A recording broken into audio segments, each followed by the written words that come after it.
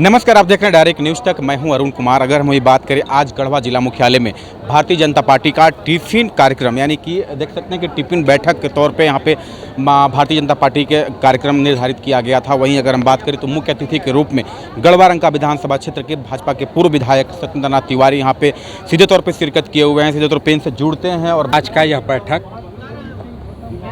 यह टिफिन बैठक है और मुख्य ये भी आप समझिए कि आज 3.5 महीना के बाद भारी दुर्घटना में, जिसमें विरोधी को तो लगता था कि अब चांस कम नहीं है, अब तो भरसक ही आ पाएंगे रोड पर, लेकिन ऊपर वाला मारने वाले से बचाने वाला का हाथ लंबा होता है। ऊपर वाला की कृपा से मैं पूरी तरह स्वस्थ हूँ और 3.5 महीना में स्वस्थ होकर के फिर से गरीब गुरबा के लिए लड़ाई लड़ने के लिए मैं तैयार हूँ। टिफिन बैठक का निश्चित रूप से सत्ता पक्ष को अल्पच कराएगा। नहीं, सत्ता पक्ष को इससे मतलब ही नहीं रह गया। आज सत्ता पक्ष आम गरीब गुरबा के सवाल से भाग रहा है। आम गरीब गुरबा के बीच में उनको जाने का हिम्मत नहीं रह गया। ये मैच फिक्सिंग की तरह खेल रहे हैं, अपने ही लोगों से घिरे रहते हैं यहाँ के जनप्रतिनिधि। और एक राजा, भाई बरवाडी में जैसन घर बनल है, आप लोग भी जाके देख लीजिएगा, बनारसों जो जैसन घर नहीं होगा, उतना मजबूत और बढ़िया घर। अब ये जो बीच बीच में हम देखते हैं कि पहल का राजा वो अभी के राजा, दोनों एक दूसरे पर कुछ कटाक्ष बयानबाजी, उसके आड़ में हम पर भी आरोप लगाते हैं। अरे मैं तो 100 बार कहा कि मेरा पैदाइश हुआ है राजा और सामंती के विरुद्ध, गुंडा और अपराधी के विरुद्ध लड़ाई लड़ने के लिए। उसमें चाहे हमारे पार्टी का कोई हो या दूसरे पार्टी का हो, गुंडा अपराधी क्रिमिनल राजा महाराजा किसी पार्टी के नहीं होते हैं। इन्हीं राजा महाराजाओं की वजह से ईस्ट इंडिया कंपनी यहाँ पर 200 वर्षों तक शासन किया। आज गढ़वा विधानसभा का कमोबेश नहीं, मैं कह सकता हूँ कि 100% आज वही हाल है। यहाँ भी राजा महाराजा के मिली भगत से यहाँ गरीब गुरबा की आवाज़ को दबाने का काम किया गया। और वो लोग भी आजकल फ्रेंडली मैच खेलते हैं, रात के एक दूसरे से मिलते हैं। भैया जी के अगेंस्ट में उनको बोलने का मजाल नहीं है, लेकिन भैया जी ये प्रूफ करना चाहते हैं कि भाई राजा साहब ये मेरे विरोधी हैं। ऐसा कुछ नहीं है। बालू का कमीशन हमको तो लगता है कि दोनों राजा भी जाता होगा, बड़का राजा और महिला राजा भी। इसलिए दोनों की 100% संलिप्तता है। सबका मकसद एक है कि भाई सत्येंद्र तिवारी को रोको।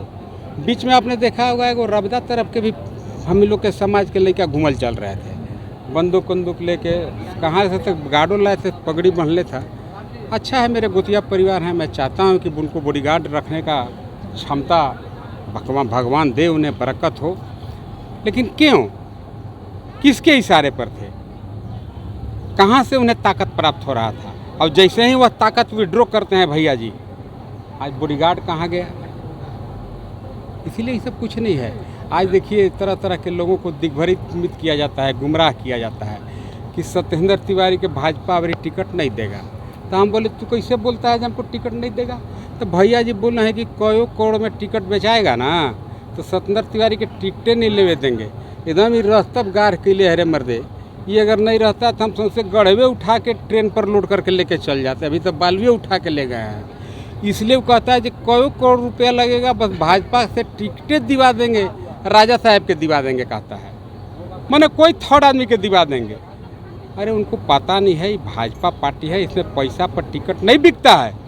बीच बीच में तो ऐसा चर्चा सुनिएगा, उनके 4 गो चहेते लोग पान दुकान पर चले जाएंगे, कहेंगे जब सत्येंद्र तिवारी के रोकेला अगर नहीं होगा तो हम ही भाजपा में चल जाएंगे, जो सत्येंद्र तिवारी कैसे रुक जाए। अरे जरा साथे जनता है, जरा साथे पूरा भारतीय जनता पार्टी है, उसको चंद लंग लुहेड़े ये सब क्रिमिनल अपराधी और राजा हमको रोकेंगे? मैं तो जब कुछ नहीं था 2009 में इसी बाबूलाल मरांडी जी के पार्टी से, कंघी छाप से, मैं इन्हीं राजा को हराया था, कई लोगों का जमानत जब्त करा दिया था।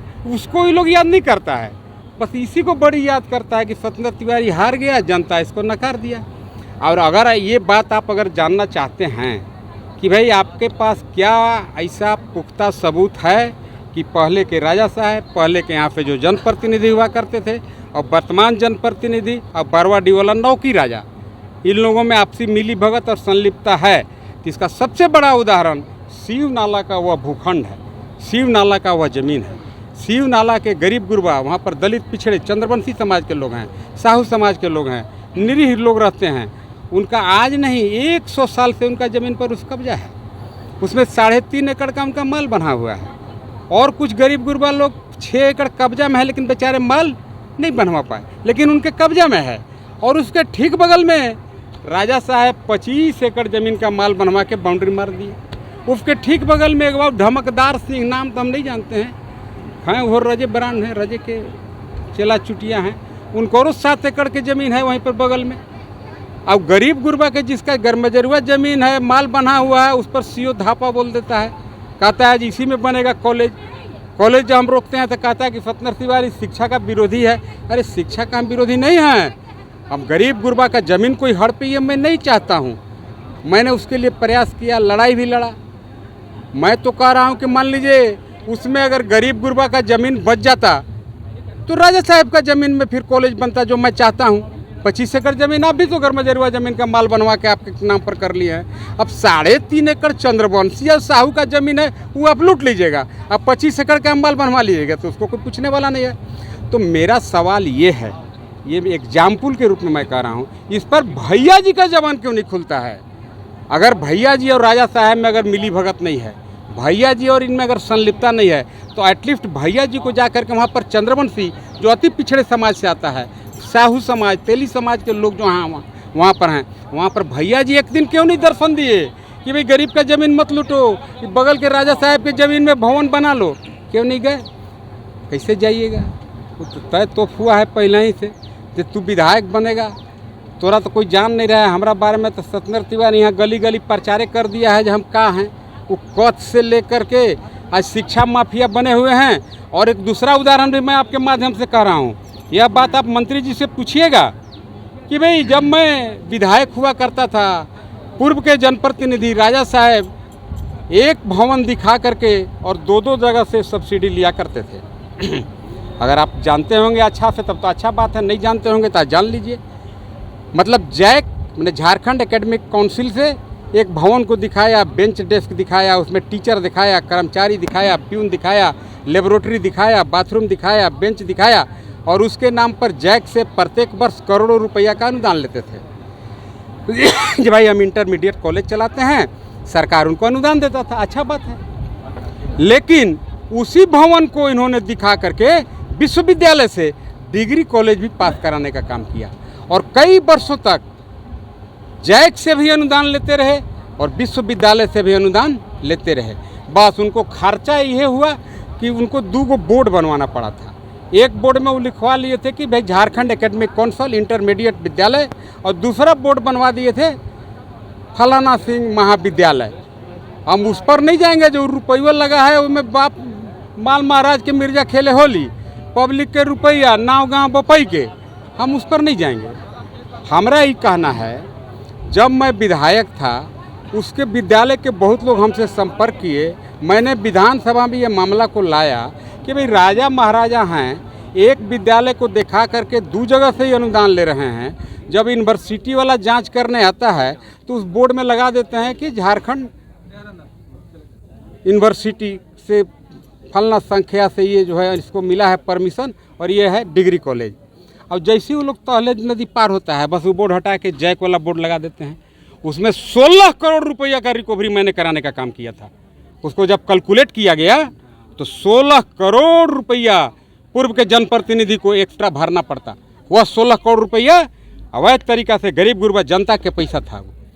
अब भैया जी सोचिएगा, जब तो भैया जी उन लोग में मिली भगत से इसका क्या लेना देना है? उसका लेना देना है। अगर भैया जी अगर जनप्रतिनिधि यहाँ नहीं बनता तो पूर्व के जनप्रतिनिधि को 16 करोड़ रुपया रिकवरी होता। लेकिन भैया जी ने क्या किया? शिक्षा मंत्री से, शिक्षा विभाग के लोगों से मिल करके और मात्र 16 करोड़ रुपया के डैमेज सूट को 2 करोड़ रुपया पर ले आया। 2 करोड़ रुपया बेचारे भर के और रात भर पुआ बनवा के खा रहे हैं। तेरे मर्दे ऐसा विधायक बनलो जो हमारा 14 करोड़ रुपया के नाफा करा दिलो। तो आप बताइए, भैया जी और राजा साहब अगर एक नहीं हैं तो गरीब गुरबा के पक्ष में जो 14 करोड़ रुपया उनका आज बचा, उस पर आवाज़ क्यों नहीं उठाते हैं?